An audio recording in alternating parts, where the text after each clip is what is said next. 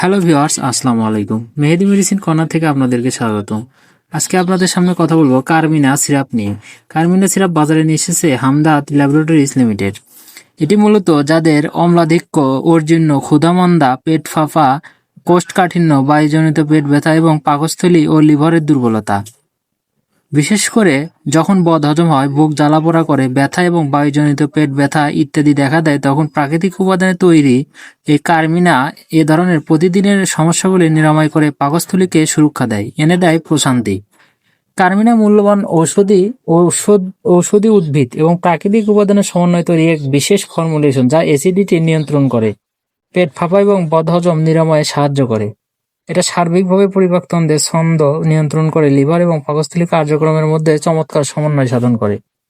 কার্মিনা পরিবারের সবার জন্য একটি নিরাপদ ওষুধ। কার্মিনা সিরাপ খাওয়ার নিয়ম: প্রতিদিন 1 চামচ করে দিনে 3 বার খাওয়ার পর।